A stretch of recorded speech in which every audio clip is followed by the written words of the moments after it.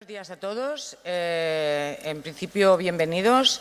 Yo quiero dar las gracias a la organización de la jornada, en especial a su presidenta, por haberme invitado a moderar este bloque. En mi condición, yo estoy aquí en condición de presidenta también de una entidad en Cataluña, concretamente en Sabadell, con una trayectoria de 15 años y con un vínculo de amistad con María Elena de hace mucho tiempo y con muchas de las personas que están aquí representando a las entidades de trabajo conjunto en el ámbito del asociacionismo a nivel de España. El bloque que vamos a tocar ahora en este momento, que vamos a iniciar, es un bloque bastante específico y contamos con ello con el señor Enrique Castillejos Gómez. Él es presidente del Colegio Oficial de Pedagogos y Psicopedagogos, es presidente del Consejo General del Colegio Oficial de Pedagogos y Psicopedagogos de España, es presidente del Instituto de Calidad Pedagógica, es presidente de un evento, congreso que se llama Eduquetín y que os recomiendo. Yo el año pasado coincidí con él, nos conocimos allí en este evento y me encantó, porque es un evento donde él programa sobre todo herramientas muy innovadoras en el ámbito educativo. También es presidente del ICP, de la ICP Dominicana y presidente del MG Creating Ideas.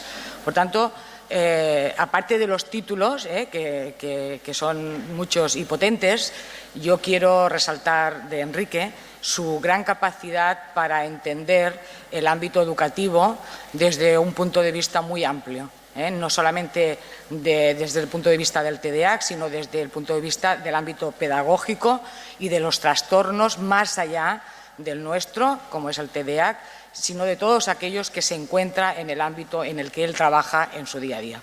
Pues adelante, Enrique.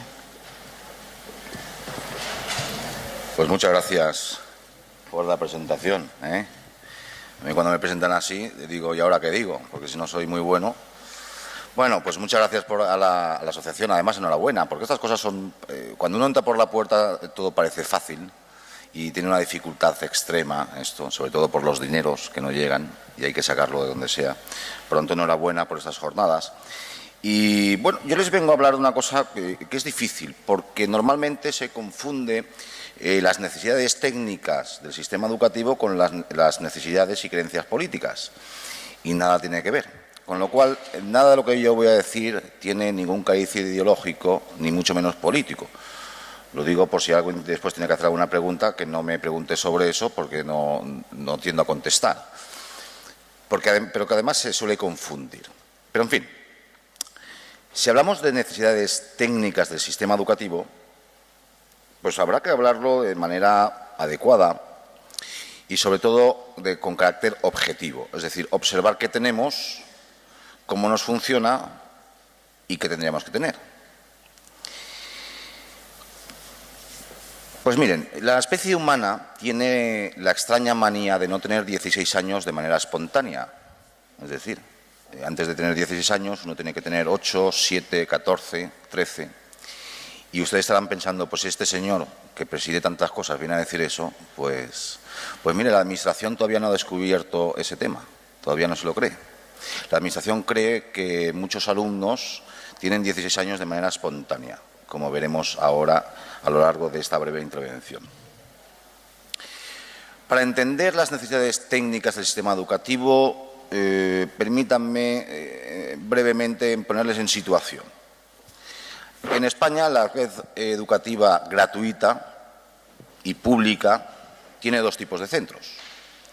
El primero es un centro que pertenece al estamento público, ya sea autonómico y a veces locales, como los ayuntamientos, y otro tipo de centro que también es gratuito y público, por otra parte, que son centros de carácter privado que la Administración compra sus servicios, que son los famosos concertados. ¿Y por qué digo esto? Pues digo esto, porque la dotación en plantilla es sumamente diferente. En los centros de titularidad pública las plantillas se hacen n igual a 1, es decir, yo necesito un profesor de matemáticas y me lo ponen. Yo necesito un profesor de no sé qué y me lo ponen, ¿de acuerdo? O me lo deberían poner. En los centros concertados eso va de otra manera. Es decir, yo tengo una línea de un colegio, una línea de secundaria, por ejemplo, y me dan 225 horas y apáñese usted con eso. ¿De acuerdo? Esta es una gran diferencia por lo que voy a decir ahora. Y en etapas postobligatorias, como veremos, no existe nada de lo que voy a decir. Y como me parece que son más 16, importante será remarcarlo. ¿Qué dotación técnica existe en el sistema educativo español y, por ende, de la Comunidad Valenciana a nivel técnico? Es decir, cuando hablamos de nivel técnico, hablamos, en este foro, obviamente, hablamos de alumnos con necesidades educativas específicas. ¿Qué existe legalmente establecido? Pues muy sencillo. En esos centros de titularidad pública, ¿de acuerdo?, tenemos dos aspectos, la orientación y la educación especial. La orientación, como todos ustedes saben, su axioma fundamental es que es una n igual a infinito, es decir, atiende a toda la población estudiantil, por principio, por definición. Y la educación especial atiende a aquellos alumnos que por una u otros motivos necesitan de un apoyo técnico, o bien permanente o bien específico en un momento dado. Pues los centros públicos en la Comunidad Valenciana, en cuanto a la fundamental tarea de la orientación, tenemos la siguiente dotación. Y esto es para tomar nota, ¿eh? Primaria, orientación, ni está ni se le espera.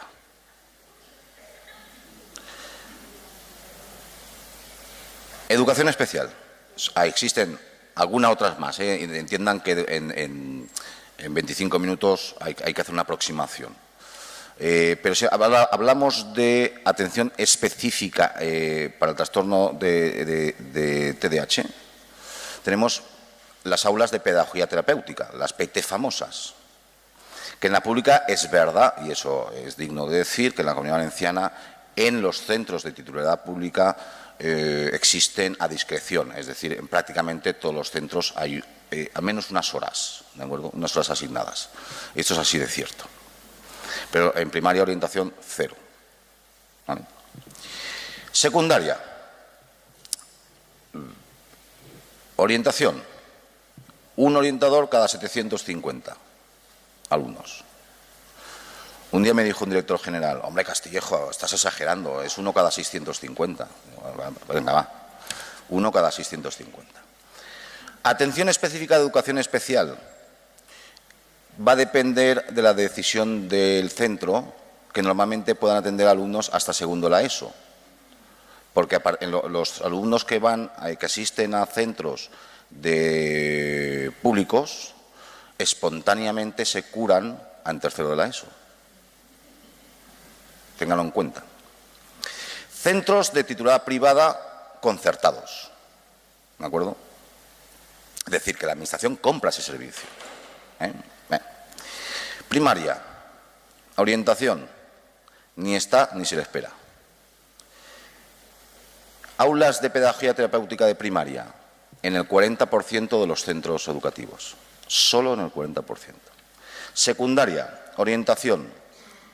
2 horas por grupo, es decir, un orientador de un colegio de una línea estará 8 horas al mes, no a la semana, al mes. Y ya veo cabezas que hacen imposible, ¿no? Pues es así.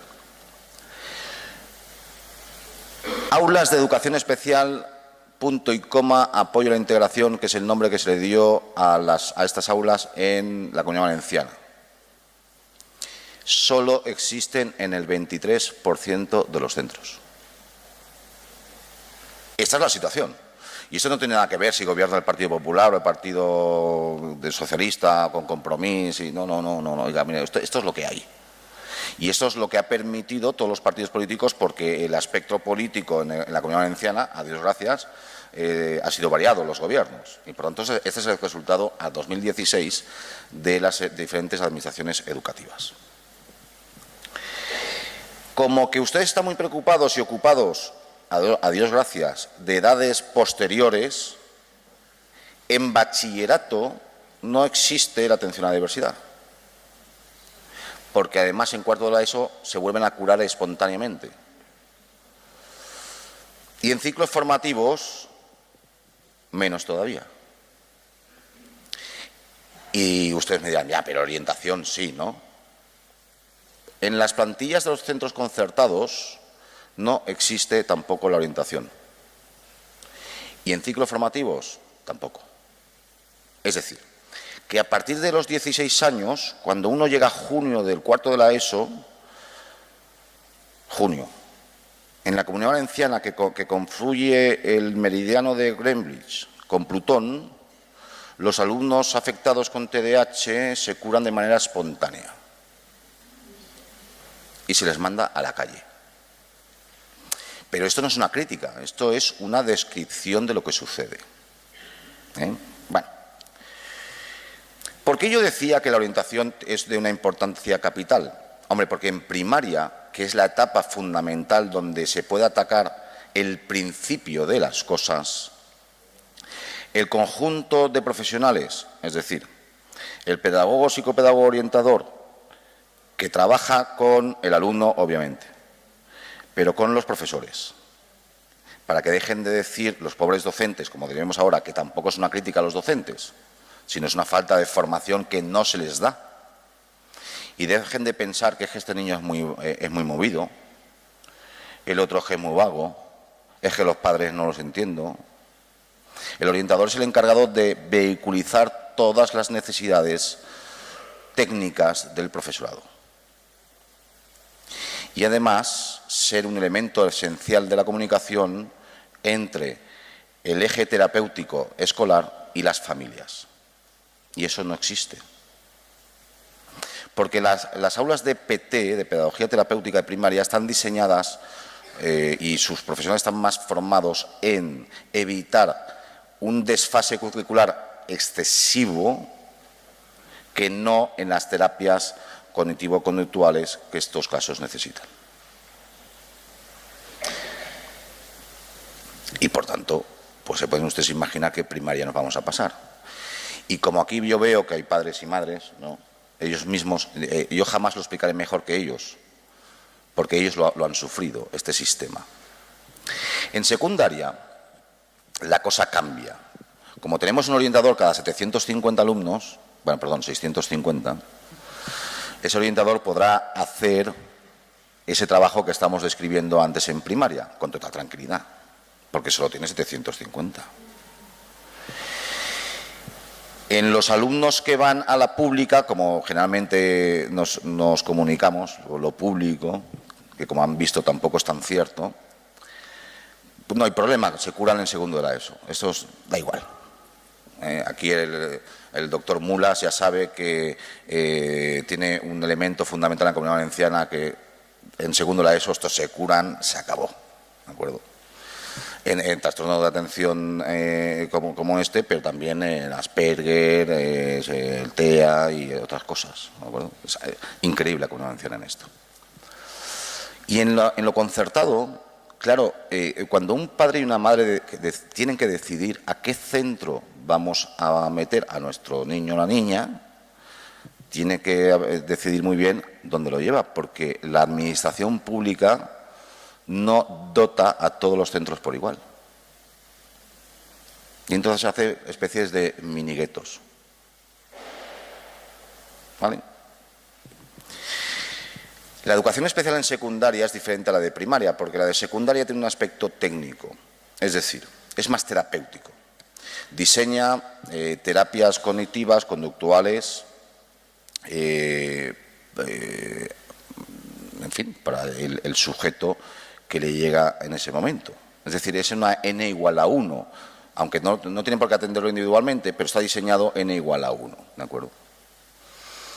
Y no simplemente con perdonen la expresión, ahí sí que esto es cosecha mía, con la patochada de las adaptaciones significativas, ¿no?, que es una patochada absoluta, porque técnicamente una adaptación lo único que hace es diferenciar todavía más al sujeto, y lo hacemos todavía más diferente cada vez que se lo hacemos, ¿de acuerdo? Pero lo que hace es diseñar también, aparte de ese aspecto terapéutico, lo que hace es colaborar con los profesionales para que entiendan cómo actuar con ese alumno determinado. Es decir, qué metodologías, qué didácticas son más adecuadas para ese grupo que tiene integrado en él una o varias personas con necesidades educativas específicas, sea del trastorno que sea. ¿De acuerdo?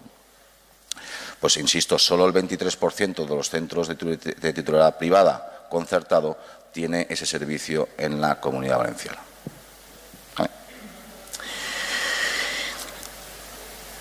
Después tenemos el aspecto, y no voy a entrar mucho ahí porque es muy largo, del currículum oficial. En España tendemos, si se fijan ustedes, ley tras ley, yo veo caras jóvenes que ya han vivido por lo menos 4 leyes. Yo ya he vivido 7, ¿de acuerdo? Que cada vez incrementamos más el número de materias a dar.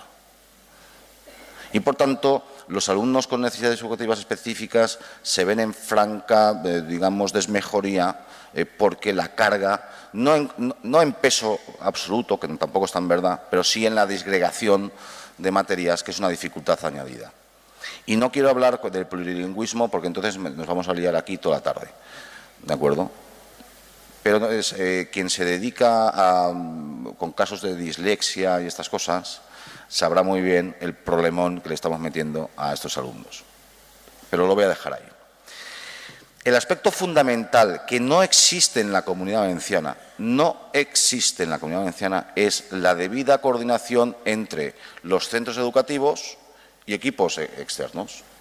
Entiéndase equipos externos como centros psicopedagógicos externos al centro y el equipo médico que lleva al alumno. No podemos coordinarnos, a no ser que lo hagamos en horas, digamos, familiares. Y yo me pregunto, un piloto de avión, ¿ustedes se pueden imaginar un piloto de avión pilotando en horas de descanso? ¿O un policía, un notario? Pues a nosotros nos obligan a hacerlo. Porque la Administración no entiende eso de qué tienen que hablar un médico y un profesor. De nada, de fútbol. Entre otras cosas porque el doctor, yo tengo aquí delante al doctor Mula, se me va a permitir hacer una pequeña... por ejemplo, el metilfenidato en edades tempranas o la atomoxectina en edades más posteriores. La misma Agencia Nacional del Medicamento dice que debe concursar, no es una obligación, pero debe concursar con una terapia psicopedagógica combinada, ¿no? Y dice uno, vale, bien, de acuerdo. Estos de la Agencia Nacional además queda muy bien, la Agencia Nacional del Medicamento, eso queda increíble. Y entonces uno dice, ya, ¿y cuándo me hablo con el médico? Es decir, terapéuticamente ustedes saben que un medicamento que es paliativo del síntoma, es decir, ayuda a disminuir el síntoma, pero no es curativo, el terapeuta necesita esa información y necesita hablar con el médico, oye, ¿cómo va? Y el médico irá ajustando dosis. Pues eso en España no existe. Y dices, bueno, pues está bien eso, es una decisión política, pero está bien. Entonces, como se podrá observar objetivamente, nuestro sistema... Estos focos dan un calor. ¿No se ha quejado nadie?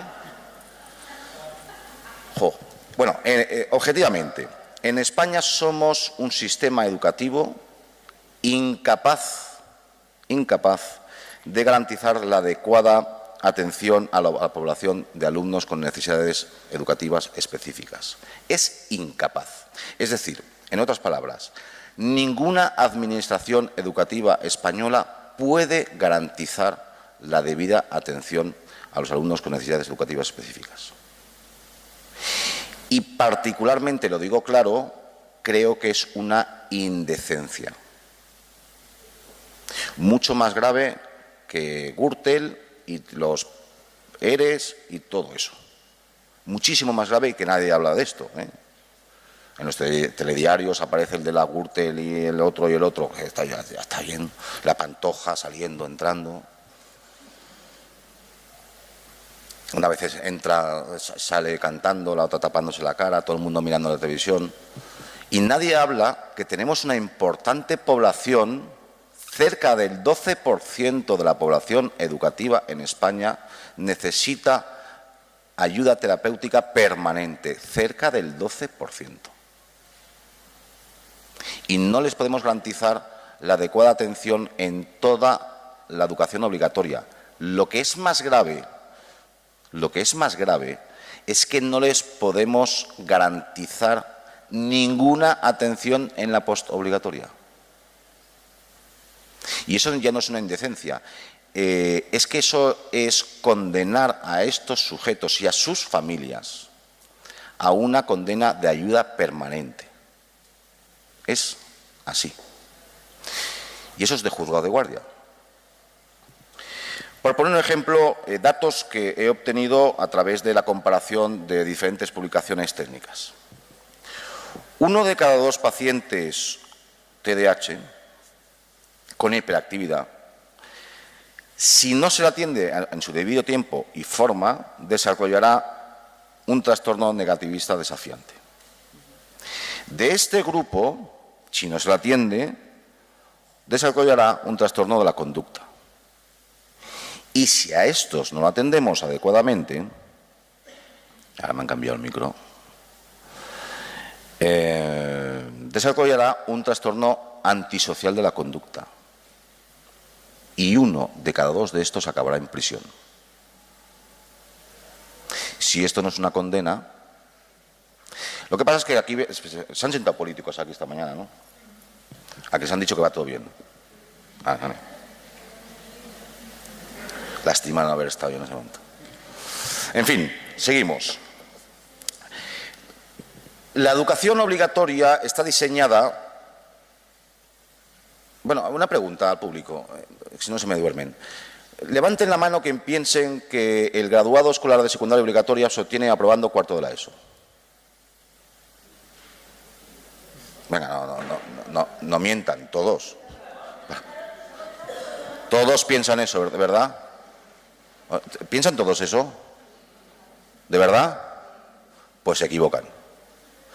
Porque la ley dice que se obtendrá el graduado de secundaria obligatoria habiendo superado todas las asignaturas, excepto 3 que puede suspender si no son lengua y matemáticas juntas, pero cumpliendo las competencias generales de la etapa.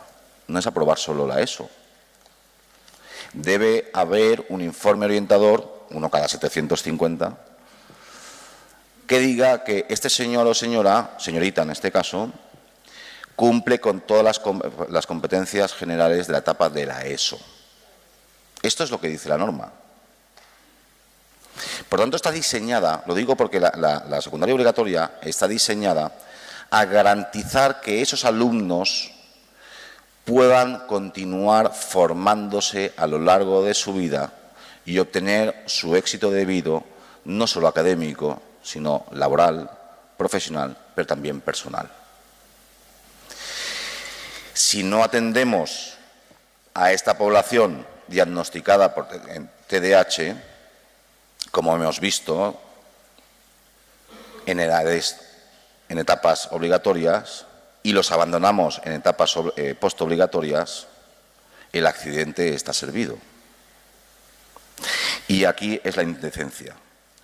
En el año 2007, el Colegio Oficial de Pedagogos y Psicopedagogos de la Comunidad Valenciana hicimos un pequeño estudio cuantitativo y fíjense el dato. Hoy en día el fracaso escolar está en el 23,5% en España. Bueno, otro me dijo, ¿no seas exagerado, es el 21? Bueno, venga, 21.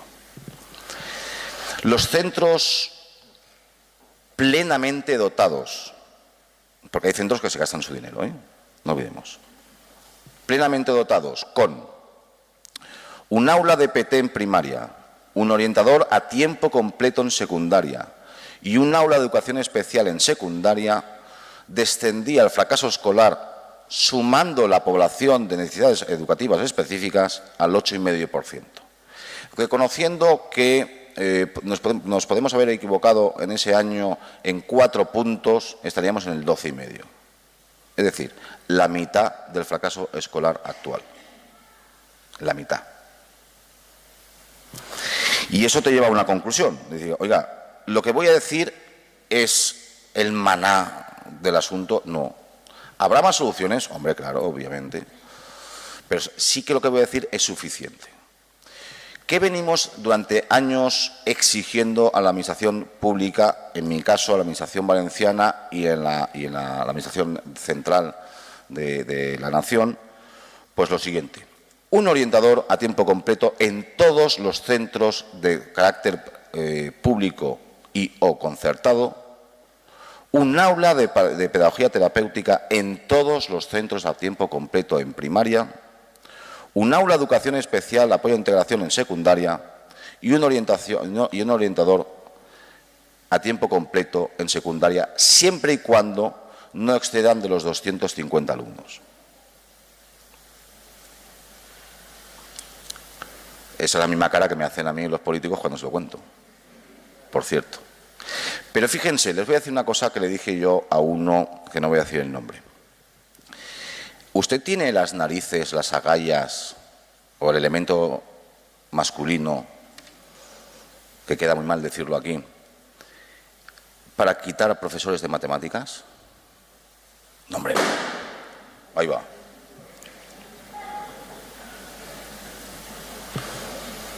Dice, hombre, no, Castillejo, no fastidiemos. ¿Y de lengua? No. Ah, de acuerdo. ¿Y entonces usted qué piensa de las necesidades educativas específicas? Y me dijo lo siguiente el buen hombre, director general del Ministerio de Educación. Me dice, hombre, ya, a ver, hay 4.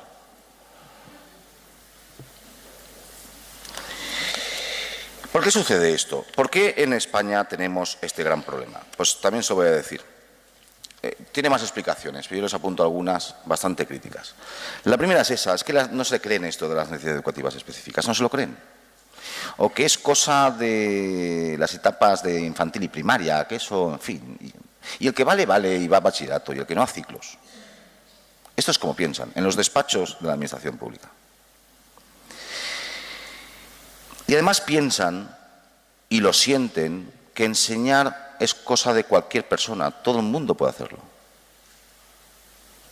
No me cae en la cuenta que a lo mejor es cierto. Lo que es verdaderamente difícil es encontrar a alguien que logre que aprendan. Que esta es la dificultad. Es decir, la competencia del profesor no es enseñar, es que aprendan. Y esto es un cambio que apunto como el gran cambio metodológico en España. A ver si dejamos de pensar que yo tengo que enseñar y empezamos a pensar que ellos tienen que aprender. ¿De acuerdo? Y miren ustedes, la verdad del asunto es que la educación no interesa a nadie. Es un gasto.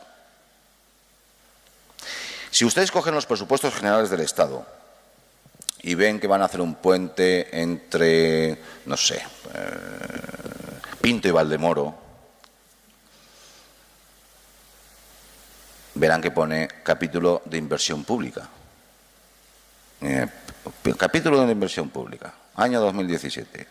Puente Pinto-Valdemoro, 250 millones. Dices, pero si el puente vale 2, ya, ¿para qué poner 250 millones? Inversión. Educación. Te mojas el dedito porque tienes que pasar páginas, porque te tienes que ir al capítulo de gasto. Es decir, nuestras administraciones observan todavía la educación como gasto. Con lo cual, para finalizar, ¿cómo yo veo la situación? Hombre, es que pesimista, optimista, pero permítanme la expresión, pero qué estupidez es eso de ver las cosas de optimista o pesimista. Uno los ve con la objetividad de vida y con los datos en la mano. Los alumnos con necesidades educativas específicas entre los 6 y los 16 lo tienen mal, y entre los 16 para adelante lo tienen imposible en España. A no ser que seamos capaces entre todos, asociaciones como esta, colegios oficiales, sociedades científicas, de convencerles que se están equivocando y que lo mejor que podrían hacer es irse a su casa. Muchas gracias.